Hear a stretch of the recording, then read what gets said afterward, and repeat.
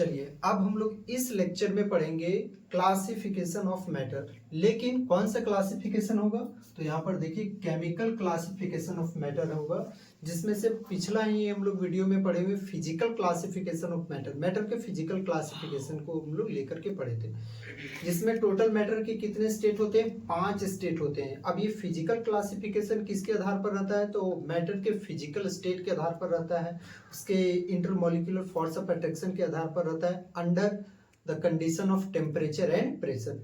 Temperature और pressure को लेकर के, टेम्परेचर में बदलाव आएगा, प्रेशर में बदलाव आएगा तो आपका सॉलिड लिक्विड में जाएगा, लिक्विड गैस में, गैस लिक्विड में कन्वर्ट हो सकता है, लिक्विड आपका सॉलिड में कन्वर्ट हो सकता है, सॉलिड से गैस वगैरह वगैरह ये सब।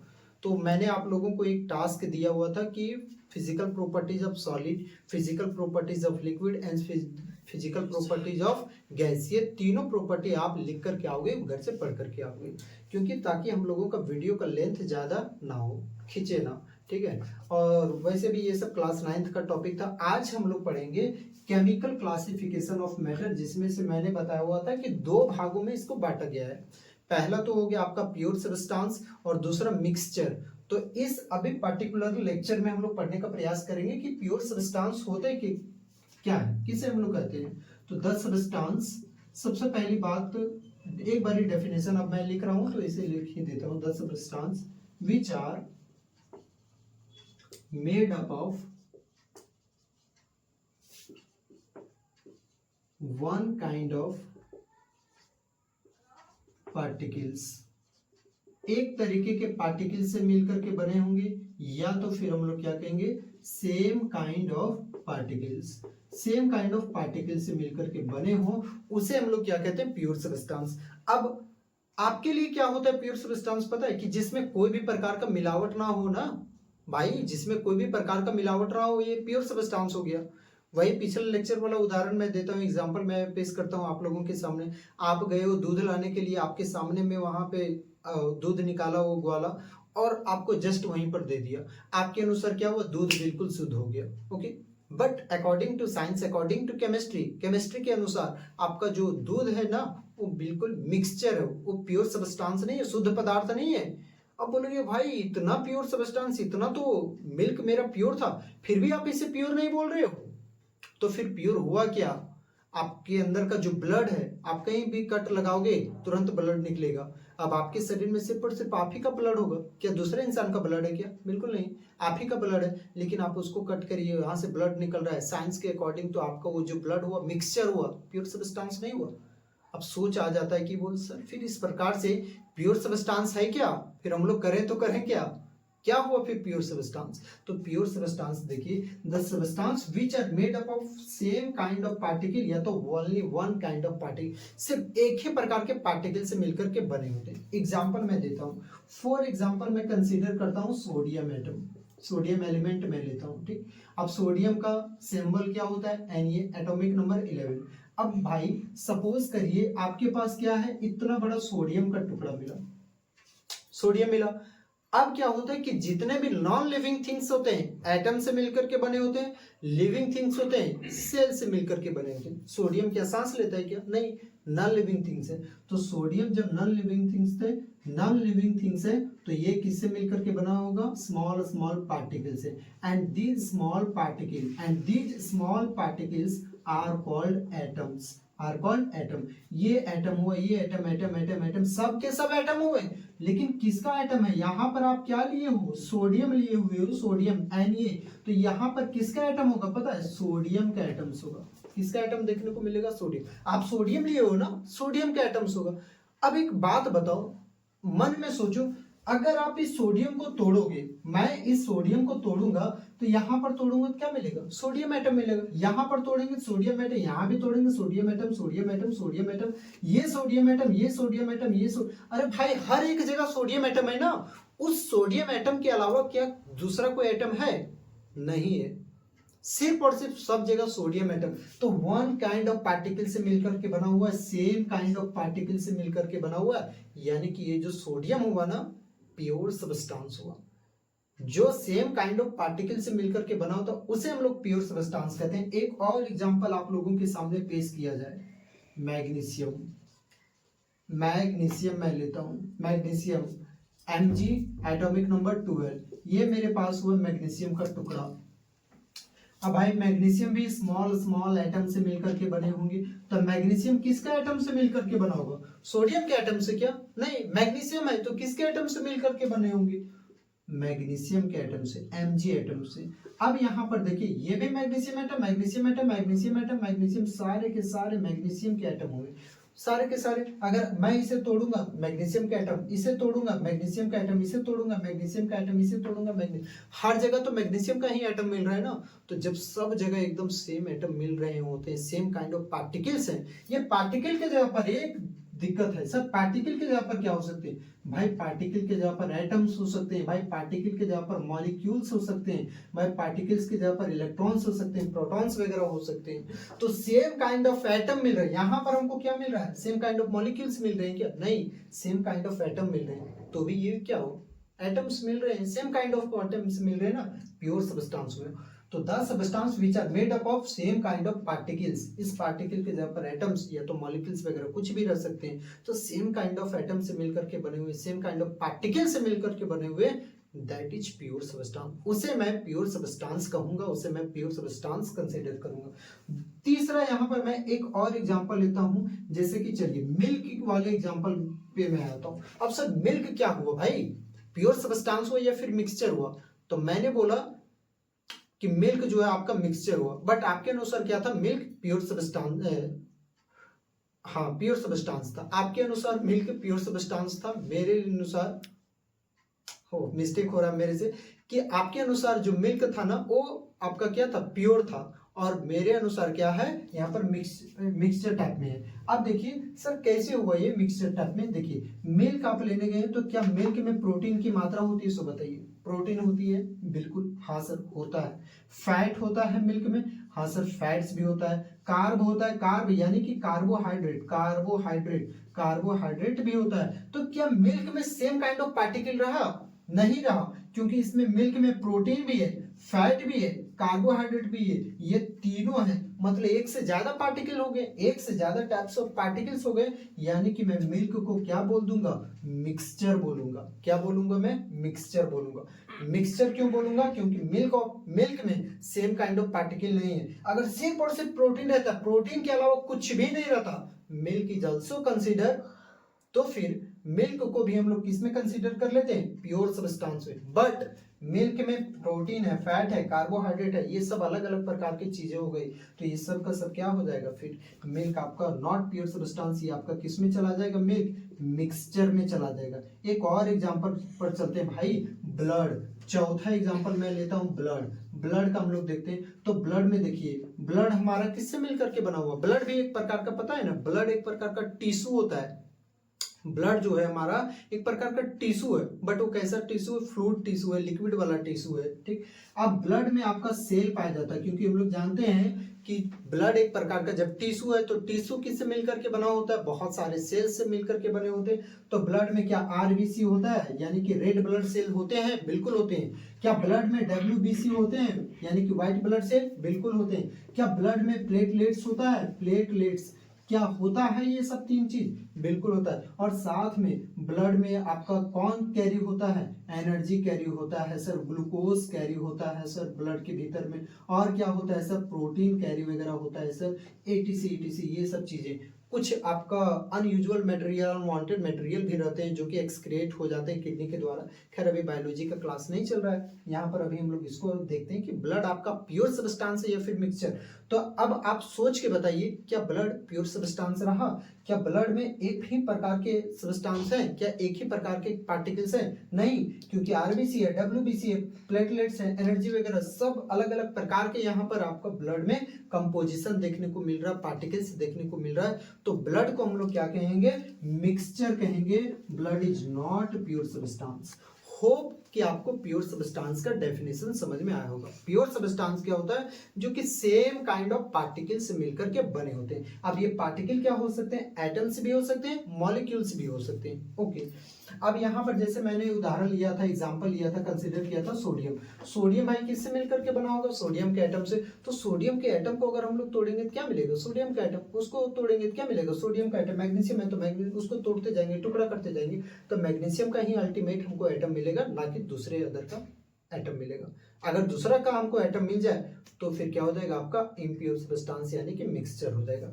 जैसे कि यहाँ पर आप सोडियम सोडियम करते गए, बीच में कहीं यहाँ पर कहीं बीच में आपको क्लोरीन एटम मिल गया। अब बताइए एक प्रकार का पार्टिकल हुआ क्या? बिल्कुल नहीं हुआ। तो ये प्योर सब्सटेंस हुआ? नहीं हुआ। ठीक, लेकिन अगर सेम काइंड ऑफ पार्टिकल मिलेगा तो बोलेंगे हम लोग हंस करके कि क्या है वो? आपका प्योर सब्सटेंस है। ओके, अब क्या हो सकता है कि जो भी आपका प्योर सब्सटेंस हुआ तो उसको क्या आप सिंपलर सब्सटेंस में यानी कि उसके छोटे छोटे मॉलिक्यूल्स में उसको सिंपल सब्सटेंस में तोड़ सकते हो? तो बिल्कुल तोड़ा जा सकता है, बट फिजिकल मेथड के द्वारा नहीं, ओनली केमिकल मेथड के द्वारा। तो यहाँ पर मैं लिख दे रहा हूँ, it can not be separated. इसको आप अलग नहीं कर सकते हो। किसको? प्योर सब्सटेंस को। It can not be separated into simpler substance, यानी कि छोटे छोटे सब्सटेंस, सिंपलर सब्सटेंस। आप छोटे छोटे सब्सटेंस में इसको आप तोड़ नहीं सकते हो। बाय किसके द्वारा? By physical method. Physical method के द्वारा तो आप नहीं तोड़ सकते हो, नहीं सेपरेट कर सकते हो, बट हाँ केमिकल मेथड के द्वारा आप सेपरेट कर सकते हो। एग्जांपल यहाँ पर देता हूँ तो पूरा क्लियर हो जाएगा। आपके पास बच्चा आइस है, आइस बर्फ का टुकड़ा है। इस आइस का केमिकल फॉर्मूला क्या होता है पता है? H2O होता है। अब यहाँ पर मैंने क्या किया, ये त्रिभुज का साइन जो आपको दिख रहा है इसका मतलब होता है केमिस्ट्री के लैंग्वेज में हीट करना। तो जब भी मैं आइस को हीट करूंगा, गर्म करूंगा, तो आइस किस में मेल्ट हो जाएगा? आपका वाटर बन जाएगा। और वाटर का भी केमिकल फॉर्मूला H2O ही होता है। इसे मैं फर्दर और हीट करते जाऊं तो ये वाटर आपका किस में चेंज हो जाएगा पता है? वेपर में चेंज हो जाएगा। और वेपर का भी केमिकल फॉर्मूला क्या होता है? H2O होता है। तो बताइए क्या इस H2O, यहाँ पर भी H2O, यहाँ पर भी H2O, यहाँ पर भी H2O, ये तीनों था, लेकिन स्टेट तो अलग अलग होगी। यहाँ पर आइस, वाटर, वेपर। ये आइस आपका कौन सा स्टेट है? सॉलिड। वाटर कौन सा स्टेट है? मैटर का लिक्विड स्टेट है। और ये मैटर का कौन सा स्टेट है? गैसियस स्टेट है। यहाँ पर H2O H2O H2O। अब इस H2O से यहाँ पर H2O यानी कि जो आपके पास वाटर है, यहाँ से आप पता है क्या करना चाहते हो? हाइड्रोजन। यहाँ पर क्या क्या आपको कौन कौन सा एलिमेंट देखने को मिल रहा है इस वाटर में? तो आपको हाइड्रोजन देखने को मिल रहा है और ऑक्सीजन। तो यहाँ से अगर हम हाइड्रोजन और ऑक्सीजन को अलग करना चाहेंगे तो क्या आप पानी को अलग करना चाहो तो भाई आप छान करके फिजिकल मेथड के द्वारा, मतलब अल्टीमेटली पानी में आपको हाइड्रोजन और ऑक्सीजन निकालना, क्या आप पकड़ पकड़ के निकाल सकते हो? ये रहा हाइड्रोजन, वो रहा ऑक्सीजन, ये रहा हाइड्रोजन और ऑक्सीजन, क्या आप ऐसे करके निकाल सकते हो? कभी नहीं। अच्छा सर ऐसे नहीं निकाल सकते, एक काम करते हैं फिल्टर करके उसको छान के निकालते हैं। तो क्या आप उस पानी को छानने जाओगे तो क्या आपका हाइड्रोजन गैस अलग निकलेगा और ऑक्सीजन गैस अलग निकल सकता है क्या? बिल्कुल नहीं निकल सकता है। अच्छा सर ऐसे नहीं कर सकते, इवोपरेट करेंगे। इवेपोरेट मतलब आने की उसको गर्म करेंगे। भाई आप पानी को गर्म करोगे तो वेपर बनेगा, और वेपर का भी केमिकल फॉर्मूला क्या होता है? H2O। तो ये तो अलग हो ही नहीं रहा है ना।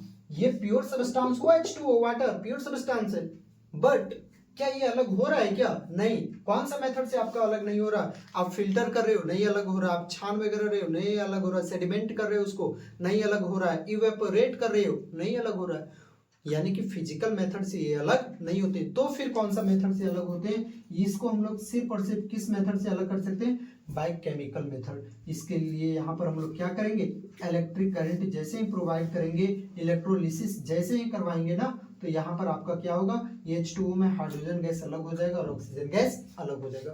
तो यहाँ पर इसको सिंपलर मॉलिक्यूल में तोड़ने के लिए हम लोग क्या किए? फिजिकल मेथड का सहारा लिए या फिर केमिकल मेथड का। तो याद रखिएगा कि प्योर सब्सटेंस को, अगर आपको प्योर सब्सटेंस को सिंपलर मॉलिक्यूल में तोड़ना है, सिंपल वे में तोड़ना है, तो उसके लिए आपका फिजिकल मेथड काफी नहीं रहेगा। इसके लिए क्या रहेगा? It can be separated into simpler substance by chemical method. आप इसको सिंपलर सब्सटेंस में तोड़ सकते हो, बट केमिकल मेथड के द्वारा, not physical method, physical method के द्वारा नहीं तोड़ सकते हो। ओके, अब हम लोग पढ़ेंगे भाई, आप इसको स्क्रीनशॉट लेना चाहते हो तो ले सकते हो। ओके, चलिए अब हम लोग पढ़ते हैं कि ये जो आप लोग क्या लिए हुए हो, प्योर सबस्टांस। मेरे पास क्या है, प्योर सबस्टांस। तो इस प्योर सबस्टांस को कितने भागों में डिवाइड करा गया था, तो दो भागों में डिवाइड करा गया था। पहला तो आपका क्या था, एलिमेंट्स था, और दूसरा आपका क्या था, कंपाउंड्स था, एलिमेंट्स और कंपाउंड्स। तो एक नंबर में अभी हम लोग लगा करके पढ़ेंगे कि एलिमेंट्स क्या होता है, किसे कहते हैं हम लोग एलिमेंट्स। तो एलिमेंट्स क्या होते हैं, अब देखिए एलिमेंट किसका टाइप है, ये प्योर सबस्टांस का टाइप है। तो हम लोग क्या लिखेंगे, it is a type of pure substance. ये किसका टाइप है, आपका प्योर सबस्टांस का टाइप है। लेकिन किससे मिलकर के बना होता है, तो देखिए एलिमेंट्स के लिए सबसे स्मॉल पार्टिकल्स, बट चलिए, तो एलिमेंट्स के लिए देखिए यहाँ पर हम लोग पढ़ रहे हैं एलिमेंट। तो एलिमेंट आपका क्या है, किसका भाग है, ये प्योर सबस्टांस का। तो मैंने क्या लिखा हुआ है, it is a type of pure substance. Pure substance के ये टाइप है जो कि किससे मिलकर के बने होते हैं, तो which are made up of same kind of atom, same kind of atoms. मतलब सर देखिए एलिमेंट्स के लिए जो सबसे स्मॉलेस्ट यूनिट होते हैं वो क्या होते हैं, आपका एटम्स होते हैं। कोई भी एलिमेंट डायरेक्टली नहीं बनता है। आप अपने आप को ही ले लीजिए, चाहे जितने भी लिविंग थिंग्स होते हैं, क्या सभी लिविंग थिंग्स डायरेक्टली बने होते हैं क्या, नहीं। ये छोटे छोटे स्मॉल सेल से मिलकर के बने होते हैं, बहुत ही छोटे छोटे सेल से। हमारा बॉडी किससे मिलकर के बना हुआ, स्मॉल सेल से मिलकर के बना है। ठीक उसी प्रकार से जो भी आपका एलिमेंट्स दिख रहा है ना, वो एलिमेंट डायरेक्ट नहीं बना हुआ है। ये एलिमेंट जो है आपका वो किससे मिलकर के बना हुआ है, एटम से मिलकर के बना हुआ है। तो एलिमेंट किसका फॉर्म है, प्योर सबस्टांस का फॉर्म है, which are made up of same kind of atom, जो कि आपका सेम काइंड ऑफ एटम से मिलकर के बने हुए हैं। मतलब आने की एलिमेंट्स किससे मिलकर के बने हुए हैं, एटम से मिलकर के बने हुए। एग्जाम्पल के तौर पर हम लोग लेते हैं, अब भाई एलिमेंट्स कितने हैं, टोटल कितने एलिमेंट्स हैं, देयर आर टोटल कितने एलिमेंट्स है, आप जल्दी से बताओ, टोटल कितने, 118 elements are present in periodic table. Periodic table में कितने एलिमेंट्स है, टोटल 118 एलिमेंट है। टोटल कितने एलिमेंट्स हुए हैं पीरियोडिक टेबल में, 118 एलिमेंट। अब 118 एलिमेंट के लिए स्मॉलेस्ट यूनिट क्या हुआ, एटम हुआ। अब मैं यहाँ पर एक एलिमेंट का एग्जांपल कंसीडर करता हूँ। अगेन मैं कंसीडर कर रहा हूँ सोडियम एलिमेंट का। तो सोडियम का सिंबल क्या हुआ, Na। अब क्या सोडियम डायरेक्ट सोडियम से मिलकर के बना हुआ है, तो नहीं, सोडियम एक स्मॉल एटम से मिलकर के बना हुआ है। ठीक है, वो किससे मिलकर के बना हुआ आपका, ये रहा इस प्रकार से एटम्स, ये इस प्रकार से एटम हो गया, ये इस प्रकार से एटम हुआ। ठीक है, इस प्रकार से ये हुआ, ये इस प्रकार से। तो यहाँ पर आप देख सकते हैं जो मैंने यहाँ पर सोडियम लिया हुआ, तो ये सब जो आपको छोटा छोटा दिख रहा है वो किसका एटम दिख रहा है, सोडियम एटम्स दिख रहे हैं। किसके एटम्स दिख रहे हैं, सोडियम के एटम्स दिख रहे हैं।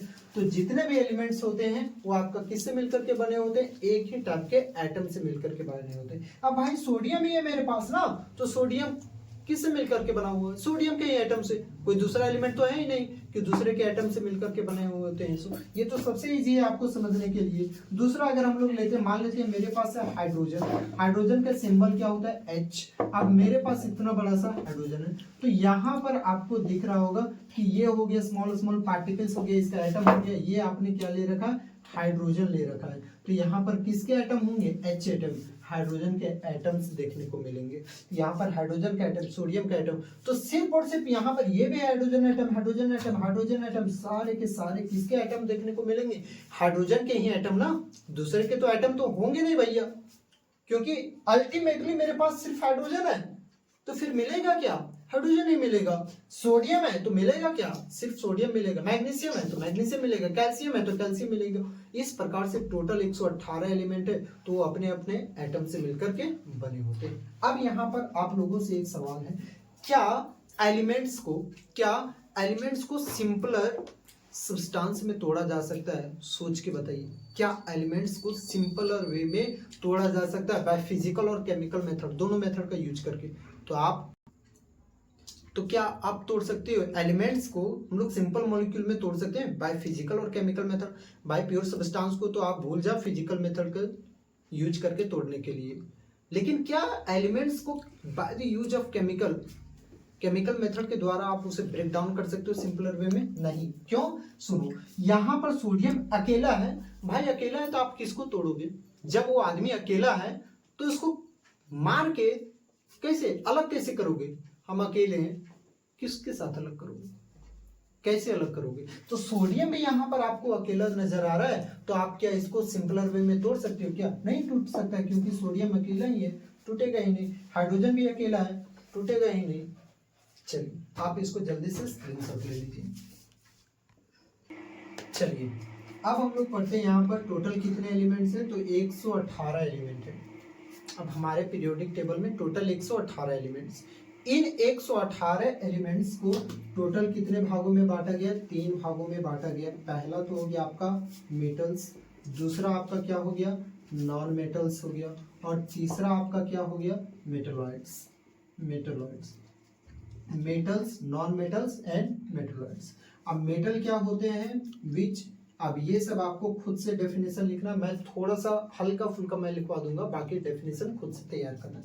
विच लूज इलेक्ट्रॉन, चलिए मैं लिखवा ही दे रहा हूं, द एलिमेंट्स विच लूज। चलिए तो मेटल्स क्या होता है? The elements which loose electron and becomes electropositive, और ये क्या हो जाते हैं? आपका इलेक्ट्रोपॉजिटिव हो जाते हैं नेचर में।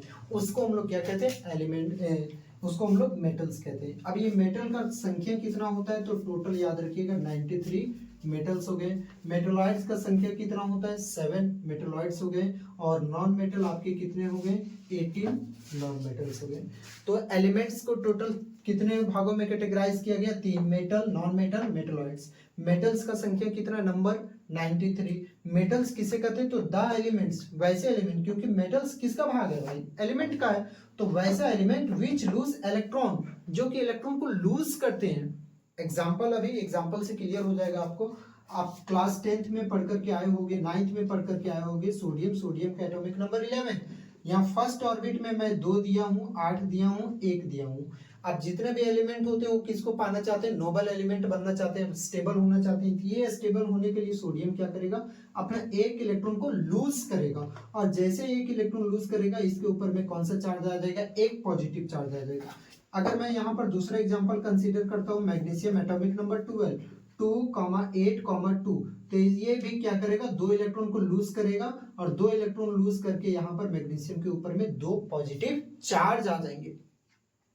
तो मैग्नीशियम के ऊपर 2 पॉजिटिव चार्ज, सोडियम के ऊपर 1 पॉजिटिव चार्ज। तो ये जो आपको दिख रहा है ना, आपका ये सब क्या हो गया? मेटल हो गया। तो मेटल क्या होते हैं? इलेक्ट्रॉन को लूज करते हैं और क्या बन जाते हैं? नेचर में इलेक्ट्रोपॉजिटिव बन जाते हैं। ठीक उसी प्रकार से अगर हम लोग लिखते हैं नॉन मेटल, तो नॉन मेटल क्या करते हैं? ये उसी प्रकार से आप लिख लोगे, द एलिमेंट विच, यहाँ पर मैंने लूज लिखा हुआ, उसके जगह पर आप क्या करोगे? विच गेन इलेक्ट्रॉन, जो कि इलेक्ट्रॉन को क्या करते हैं? गेन करते हैं, और क्या हो जाते हैं? एंड बिकम्स इलेक्ट्रोनेगेटिव, ये इलेक्ट्रोनेगेटिव हो जाते हैं भाई। इसको हम लोग इलेक्ट्रोनेगेटिव इन नेचर में ये इलेक्ट्रोनेगेटिव, इसके ऊपर में नेगेटिव चार्ज। अब गेन करेगा, किसी से आप कर्जा लोगे तो आप कर्ज में हो जाओगे ना, किसी से पैसे लोगे तो आप कर्ज में हो जाओगे। ठीक इसी प्रकार से ये भी क्या हो जाते हैं? इलेक्ट्रोनेगेटिव हो जाते हैं। एग्जाम्पल यहाँ पर मैं लेता हूं, तो ऑक्सीजन का एटॉमिक नंबर 8, 2,6, ये क्या करेगा? यहां से 2 इलेक्ट्रॉन को ये क्या करेगा? गेन करेगा, 2 इलेक्ट्रॉन। अब जैसे ही ऑक्सीजन 2 इलेक्ट्रॉन गेन करेगा, पता है इस ऑक्सीजन के ऊपर में 2 नेगेटिव चार्ज आ जाएंगे। 2 नेगेटिव चार्ज का मतलब हुआ है कि ऑक्सीजन का एलिमेंट जो है वो कितना एटम को कितने इलेक्ट्रॉन को गेन किया हुआ है? 2 नेगेटिव चार्ज का मतलब 2 इलेक्ट्रॉन को गेन किया हुआ है। ठीक उसी प्रकार से मैं क्लोरीन एटम का, क्लोरीन एलिमेंट है, तो 2,8,7, ये अब ये इसका आउटरमोस्ट ऑर्बिट में कितना है? 7 इलेक्ट्रॉन। ये 1 इलेक्ट्रॉन को क्या करेगा? 1 इलेक्ट्रॉन को गेन करेगा। अब जैसे ही 1 इलेक्ट्रॉन को गेन करेगा, इसके माथे पर क्या आ जाएगा? एक नेगेटिव चार्ज आ जाएगा। तो मेटल क्या होते हैं? इलेक्ट्रॉन लूज करते हैं और इलेक्ट्रोपॉजिटिव बन जाते हैं। नॉन मेटल्स क्या होते हैं? इलेक्ट्रॉन गेन करते हैं और इलेक्ट्रॉन नेगेटिव हो जाते हैं। अब हम लोग पढ़ते हैं मेटलॉइड्स। मेटलॉइड्स क्या होता है? जो कि दोनों नेचर रखते हैं, बोथ नेचर। बोथ नेचर यानी कि दोनों नेचर रखते हैं आपका, ठीक है।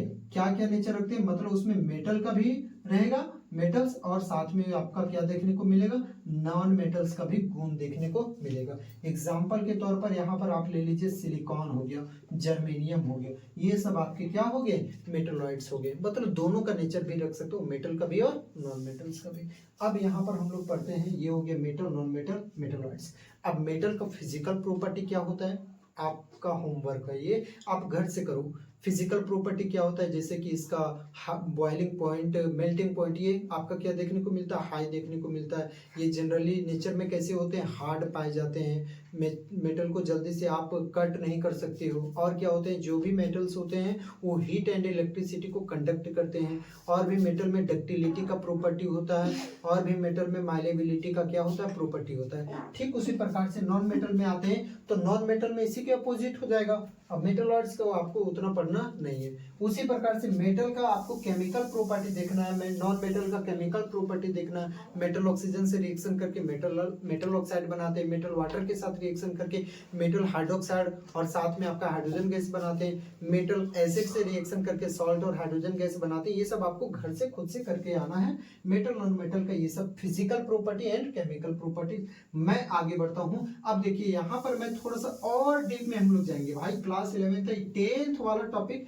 जो भी रहेगा वो आपको खुद से करना, क्योंकि आप ताजा ताजा पढ़ करके आए हो, ठीक है। अब यहाँ पर हम लोग देखते हैं एलिमेंट्स दो फॉर्म में पाए जाएंगे।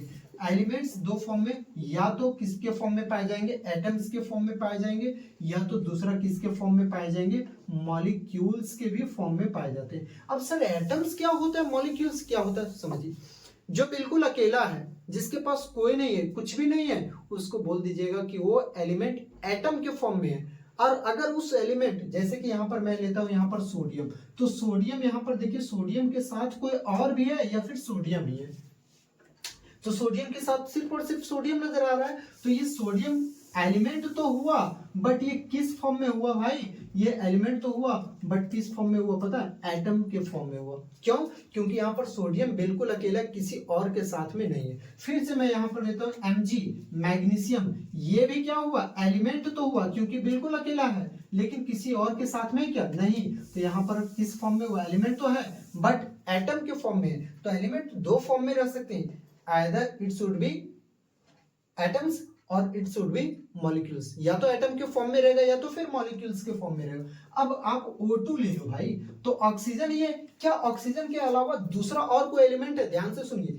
ऑक्सीजन के अलावा कोई और एलिमेंट है क्या। जैसे कि मैं यहाँ पर एक और लेता हूं भाई H2O, यहाँ पर पता है आपको दो एलिमेंट दिख रहे होंगे, यहाँ पर हाइड्रोजन एलिमेंट और ऑक्सीजन एलिमेंट।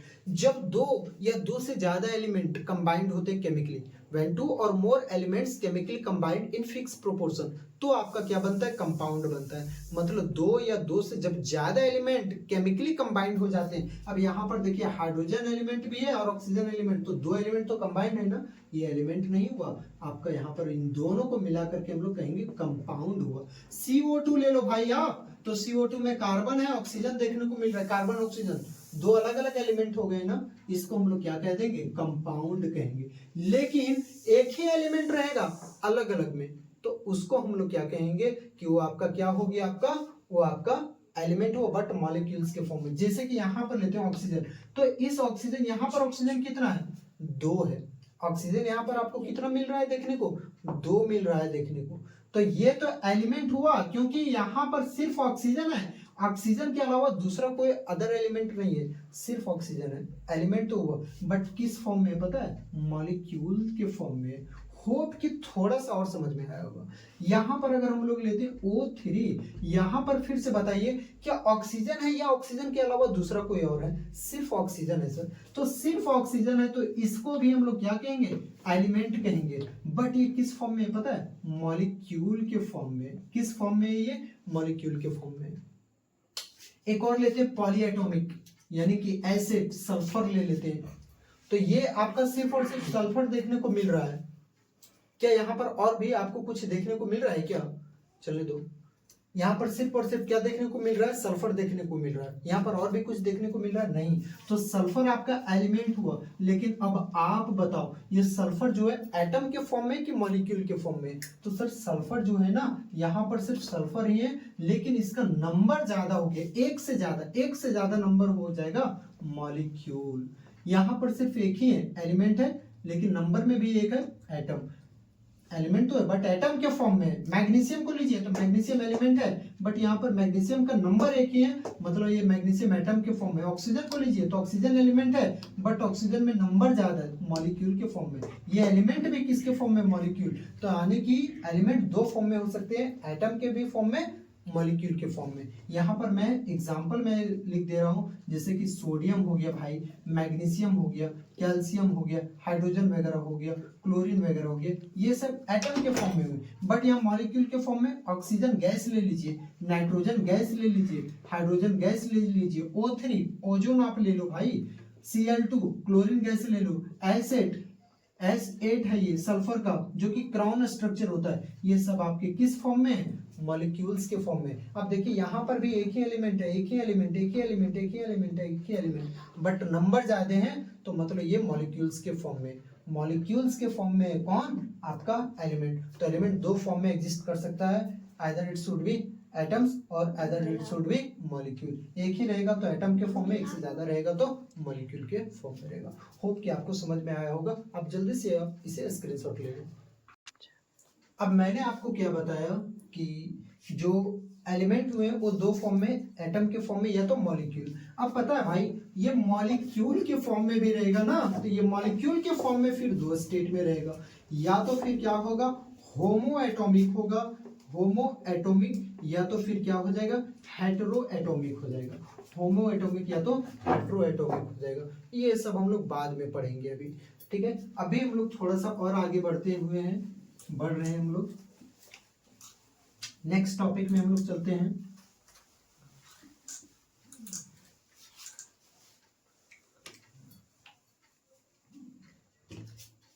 तो अभी हम लोग क्या पढ़े, एलिमेंट के बारे में पढ़ें कि एलिमेंट दो फॉर्म में एग्जिस्ट कर सकता है, एटम के भी फॉर्म में एग्जिस्ट कर सकता है और साथ में मॉलिक्यूल्स के भी फॉर्म में एग्जिस्ट कर सकता है।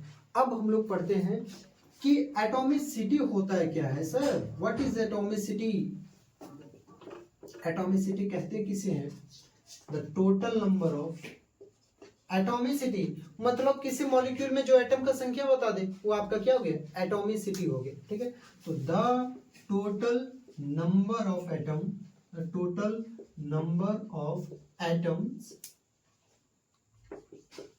Present in a molecule is called atomicity. अब देखिए मॉलिक्यूल तो अभी हम लोग पढ़े कि दो प्रकार का होता है, एक क्या हो गया, होमो एटॉमिक मॉलिक्यूल होते हैं, और दूसरे आपके क्या हो गए, हेटेरो एटॉमिक मॉलिक्यूल होते हैं। एक हुआ होमो एटॉमिक मॉलिक्यूल और दूसरा हेटेरो एटॉमिक मॉलिक्यूल। होमो एटॉमिक मॉलिक्यूल मतलब उसमें सिर्फ और सिर्फ एक ही टाइप के एलिमेंट रहेंगे। होमो एटॉमिक मॉलिक्यूल में सिर्फ और सिर्फ एक ही टाइप के एलिमेंट रहेंगे, जैसे कि O2 आप ले लो, ये होमो एटॉमिक मॉलिक्यूल हुआ। ये O2 ऑक्सीजन एलिमेंट है, याद करो ऑक्सीजन O2 ये तो एलिमेंट है, बट यहाँ पर बताइए क्या इसका नंबर एक है क्या, नहीं, एक से ज्यादा है ना, तो ये एलिमेंट है बट किस रूप में पता है, मॉलिक्यूल के रूप में। ठीक उसी प्रकार से O3 यहाँ पर भी सिर्फ और सिर्फ एक ही एलिमेंट है, तो इसको एलिमेंट बोलेंगे, बट ये भी किस रूप में, मॉलिक्यूल के रूप में है। ठीक उसी प्रकार से आप P4 ले लो, तो ये भी एलिमेंट है, लेकिन ये किस रूप में है, मॉलिक्यूल के फॉर्म में है। तो होमो एटॉमिक मतलब सेम एलिमेंट रहेगा, ठीक है। जैसे कि O2 हो गया, O3 हो गया, H2 ले लो आप, N2 ले लो आप, Cl2 ले लो आप, P4 ले लो आप, S8 ले लो आप, ये सब के सब आपका क्या हो जाएगा यहाँ पर, होमो atomic molecule. Hetero atomic molecule में क्या होंगे कि अलग अलग एलिमेंट प्रेजेंट रहेंगे, उसको हेटेरो एटॉमिक मॉलिक्यूल कहेंगे। जैसे कि यहाँ पर एग्जांपल हम लोग लेते हैं H2O यहाँ पर बताइए ये एलिमेंट नहीं हुआ आपका, ये कंपाउंड हो गया।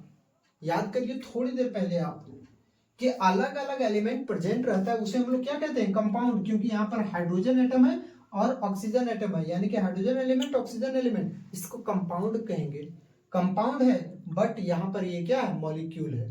ठीक, कंपाउंड के जैसे कि एलिमेंट के लिए स्मॉलेस्ट बिल्डिंग होता है एटम, उसी प्रकार से कंपाउंड के लिए स्मॉलेस्ट बिल्डिंग यूनिट होता है आपका मॉलिक्यूल। तो ये H2O मॉलिक्यूल हुआ, CO2 मॉलिक्यूल हुआ, SO2 मॉलिक्यूल हुआ मेरे पास, C6H12O6 ग्लूकोज का मॉलिक्यूल हुआ। तो ये सब आपको हेट्रोएटॉमिक, क्योंकि हेट्रोएटॉमिक क्यों, अलग अलग एलिमेंट देखने को मिल रहा है। यहाँ पर हाइड्रोजन ऑक्सीजन, कार्बन डाइऑक्साइड में देखिए कार्बन ऑक्सीजन, सल्फर डाइऑक्साइड में देखो आप सल्फर ऑक्सीजन, ग्लूकोज में देखो कार्बन हाइड्रोजन ऑक्सीजन देखने को मिल रहा है। ये सब के सब हेट्रोएटॉमिक मॉलिक्यूल कहलाएंगे। ठीक, तो अब इसमें हमको क्या नजर करना है, एटॉमिसिटी पढ़ना है। The total number of atom present in a molecule, एक मॉलिक्यूल में कितने सारे एटम प्रेजेंट है, एक मॉलिक्यूल जो आप लिए हुए हो उसमें कितने सारे एटम प्रेजेंट है, ये आपका क्या कहलाएगा, उसका एटॉमिसिटी। जैसे कि यहाँ पर ले लेते हैं ऑक्सीजन, तो ऑक्सीजन में कितना एटम प्रेजेंट है, 2, तो इसका एटॉमिसिटी क्या हो जाएगा, यहाँ पर 2 हो जाएगा।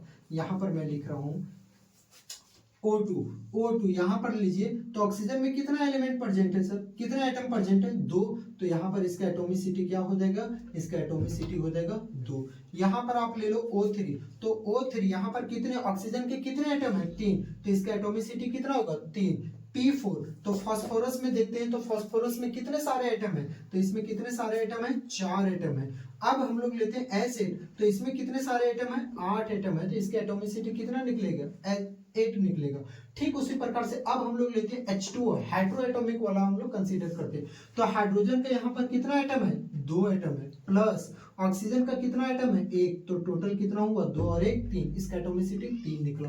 CO2 का आप कंसीडर करो, तो CO2 कार्बन का कितना एटम है, 1, प्लस ऑक्सीजन का कितना एटम है, 2, तो 1 और 2 3 हुआ इसका एटॉमिसिटी। C6H12O6 ग्लूकोज का बताइए, तो यहाँ पर कार्बन का कितना एटम है, 6, प्लस हाइड्रोजन का कितना आइटम है, 12, प्लस ऑक्सीजन के कितने आइटम हो गए, 6, तो 6 12 18 और 6 24, इसका एटॉमिसिटी कितना निकल गया, 24 निकल गया। आप उसी प्रकार से एक हम मुझे बताओ H2SO4 का एटॉमिसिटी कितना होगा, H2SO4 that means sulphuric acid, इसका कितना होगा, तो हाइड्रोजन का कितना आइटम है, 2, प्लस अभी मैं धीरे धीरे लिख रहा हूं, आप तब तक कैलकुलेट करो। सल्फर का कितना है, 1, प्लस ऑक्सीजन का कितना है, 4, तो 2 और 1 3 और 4 कितना हो गया, इसका एटॉमिसिटी 7 हो गया।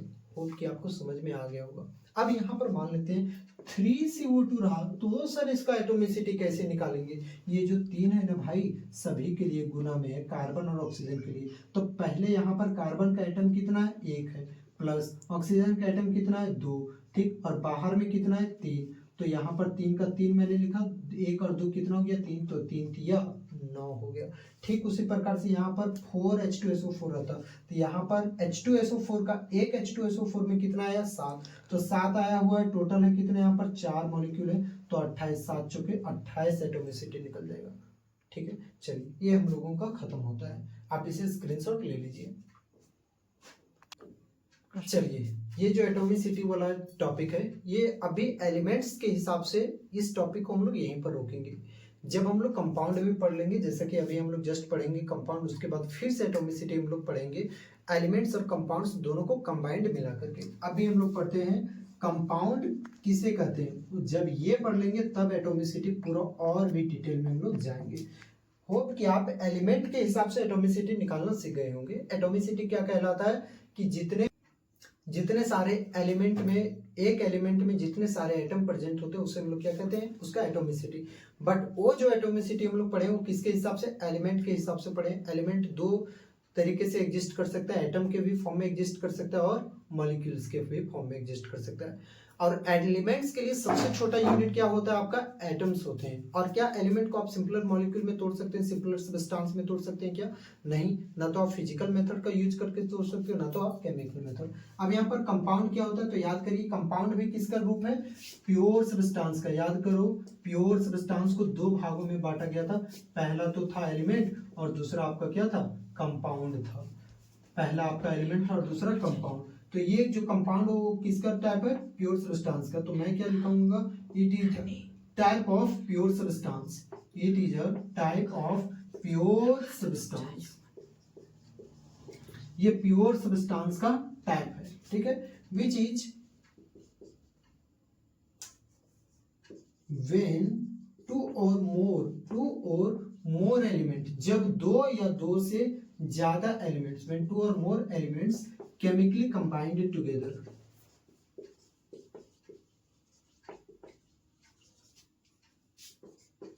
chemically combined together in a fixed ratio। जब दो या दो से ज्यादा एलिमेंट जो होते हैं केमिकली कंबाइंड होते हैं बट फिक्स रेशियो में कंबाइंड होते हैं, fix ratio of it's masses, उसके मास का जो फिक्स रेशियो रहेगा वो हमेशा, उसका मास का जो रेशियो रहेगा फिक्स रहेगा। मतलब कंपाउंड कब बनते हैं? जब दो या दो से ज्यादा एलिमेंट केमिकली कंबाइंड हो जाते हैं, तब जाके आपका क्या बनता है? एक कंपाउंड बनता है। और उस कंपाउंड में जो भी एलिमेंट प्रेजेंट रहते हैं ना, उस एलिमेंट का जो एटॉमिक मास का रेशियो रहेगा वो हमेशा फिक्स रहेगा। एग्जांपल अभी हम लोग लेते हैं, आपको बनाना है वाटर, तो वाटर कैसे बनेगा? जैसे कि हाइड्रोजन गैस और ऑक्सीजन गैस लिया, इस हाइड्रोजन और ऑक्सीजन गैस में मैंने इलेक्ट्रिक करंट पास किया, मैंने इलेक्ट्रिक स्पार्क दिया है, इलेक्ट्रिक करंट मैंने पास किया, तो तब जाकर के ये हाइड्रोजन गैस और ऑक्सीजन गैस केमिकली क्या होंगे? कंबाइंड होंगे, और केमिकली कंबाइंड होकर के क्या बनाएंगे? H2O, पानी बनाएंगे। ठीक, तो आपका जो H2O, ये जो कंपाउंड बना, ये जो आपका वाटर बना हुआ है ना, ये जो आपका वाटर बना हुआ है, थोड़ी देर और, ये जो आपका वाटर बना हुआ है, ये जो आपका चीज बना हुआ है, ये आपका क्या हो गया? प्योर सब्सटेंस होता है, जो कि आपका दो या दो से ज्यादा एलिमेंट से मिलकर के बना हुआ है। यहाँ पर कौन कौन सा एलिमेंट है? यहाँ पर देख सकते हो आप, हाइड्रोजन एलिमेंट है, और कौन सा एलिमेंट है? ऑक्सीजन एलिमेंट है। तो दो या दो से ज्यादा एलिमेंट मिल करके बनता है, तब जाके आपका क्या बनता है? आपका कंपाउंड। अब यहाँ पर देख सकते हो, इसका मास का रेशियो अगर निकालना चाहो तो हाइड्रोजन का मास कितना होता है भाई? 1, लेकिन हाइड्रोजन का नंबर कितना है यहाँ पर? 2, तो 2 दे दूंगा मैं। रेशियो निकालना है तो मैं यहाँ पर रेशियो का साइन लगाऊंगा। ऑक्सीजन का एटॉमिक मास कितना होता है? 16U, ठीक है। यहाँ पर ऑक्सीजन का नंबर कितना है? 1, तो क्या हो जाएगा? इसका कितना निकला? 2:16। 2:16 इसका मतलब क्या हुआ? 2/16, 1/8, यानी कि 1:8। यानी कि इसका मतलब क्या समझ में आया? कि आप कहीं का भी पानी मंगाओ भाई, आप झील का पानी मंगा लो, आप तालाब का पानी मंगा लो, आप नल का पानी मंगाओ, आप कुआं का पानी ले आओ, कहीं से भी आप पानी ले आओ, उसमें पानी में आपका हाइड्रोजन का कितना पार्ट देखने को मिलेगा? हाइड्रोजन का 1 पार्ट देखने को मिलेगा, और ऑक्सीजन का कितना पार्ट? 8 पार्ट। 8 पार्ट ऑक्सीजन का रहेगा, 1 पार्ट हाइड्रोजन का रहेगा। ये हमेशा फिक्स मास रहेगा, इसका जो फिक्स रेशियो रहेगा, इसका जो मास रहेगा फिक्स रेशियो में रहेगा, वो कभी भी चेंज होने वाला नहीं है। आप झील का भी पानी ले आओगे तो भी हाइड्रोजन का रेशियो 1 रहेगा, ऑक्सीजन का रेशियो 8 रहेगा। आप नदी का पानी ले आओ, हाइड्रोजन का रेशियो 1, ऑक्सीजन का रेशियो 8, ये कभी भी बदलने वाला नहीं है। ठीक, अब एक और मैं एग्जांपल कंसीडर करता हूं, सेकंड एग्जांपल, कार्बन और ऑक्सीजन। आप चारकोल है तो चारकोल किससे मिलकर के बना हुआ है? कार्बन से मिलकर के बना हुआ है। पेपर किससे मिलकर के बना हुआ है? कार्बन से मिलकर के बना हुआ है। इन सब चीजों को जलाओगे तो कौन सा गैस निकलेगा? कार्बन डाइऑक्साइड निकलेगा। अब यहाँ पर ये जो कार्बन डाइऑक्साइड बना, जब कार्बन और ऑक्सीजन का एलिमेंट जो है ना, कार्बन और ऑक्सीजन के एलिमेंट क्या हुए? आपस में केमिकली कंबाइंड हुए, तब जाके आपका क्या बना? कार्बन डाइऑक्साइड बना। तो जब दो या दो से ज्यादा एलिमेंट आपस में केमिकली कंबाइंड हुए, तब जाकर आपका ये कंपाउंड बना। अब भाई यहाँ पर कंपाउंड बना तो देखते हैं क्या? इसका मास का रेशियो देखते हैं। तो कार्बन का एटॉमिक मास कितना होता है? 12। कार्बन का देखिए यहाँ पर कितने सारे एटम है, तो कार्बन के नीचे में कुछ नहीं, तो यानी कि 1 एटम है। रेशियो लेने के लिए हम लोग रेशियो का साइन लगाएंगे। ऑक्सीजन का कितना होता है एटॉमिक मास? 16। कितने सारे एटम है ऑक्सीजन के? 2 हैं, तो यहाँ पर कितना हो गया? 12 रेशियो 32। इसको अगर आप काटोगे 4 3 जा 12, 4 8 जा 32, यानी कि 3:8। यानी कि इससे क्या चला? आपको क्या पता चला? आप कोयला को जलाओ, कार्बन डाइऑक्साइड गैस निकलेगा। आप चारकोल को जलाइए, कार्बन डाइऑक्साइड। आप पेपर को जलाइए, कार्बन डाइऑक्साइड गैस निकलेगा।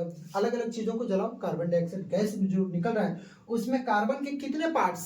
3 पार्ट्स। ऑक्सीजन के कितने पार्ट्स? 8 पार्ट देखने को मिलेगा। तो ये कभी भी मास का रेशियो कभी भी बदलता नहीं है, हमेशा मास का रेशियो क्या रहेगा? फिक्स रहेगा।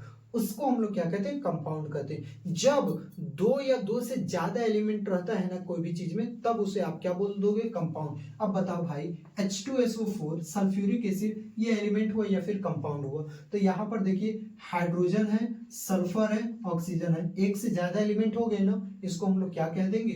कंपाउंड कहेंगे। एक से ज्यादा रहा तो कंपाउंड, और एक रहा तो एलिमेंट। यहाँ पर सोडियम ले लो भाई आप, तो यहाँ पर सिर्फ एक ही है, तो ये सोडियम क्या हो गया, एलिमेंट हो गया। उसी प्रकार से आप CO2 कार्बन डाइऑक्साइड ले लो तो अलग अलग चीज हो गया ना, आपका ये क्या कहलाएगा, कंपाउंड कहलाएगा। KNO3 पोटेशियम नाइट्रेट, यहाँ पर क्या देखने को मिल रहा है, पोटेशियम, नाइट्रोजन, ऑक्सीजन, अलग अलग एलिमेंट देखने को मिल रहा है, आपका कंपाउंड हो जाएगा। आप यहाँ पर आप क्या ले लो, आप सोडियम के अलावा यहाँ पर कैल्शियम ले लो, सिर्फ कैल्शियम ही है आपका एलिमेंट हो जाएगा। ऑक्सीजन यहाँ पर आपका क्या हो जाएगा, एलिमेंट। O2 भी लगाएंगे तो भी एलिमेंट, क्योंकि सिर्फ ऑक्सीजन, ऑक्सीजन के अलावा दूसरा नहीं है। बट यहाँ पर H2O, यहाँ पर हाइड्रोजन और ऑक्सीजन अलग अलग एलिमेंट है, अलग अलग element compound, similar element, same element आपका, तो आपका क्या हो जाएगा, एलिमेंट हो जाएगा। लेकिन अलग अलग एलिमेंट रहेगा तो आपका क्या हो जाएगा, कंपाउंड।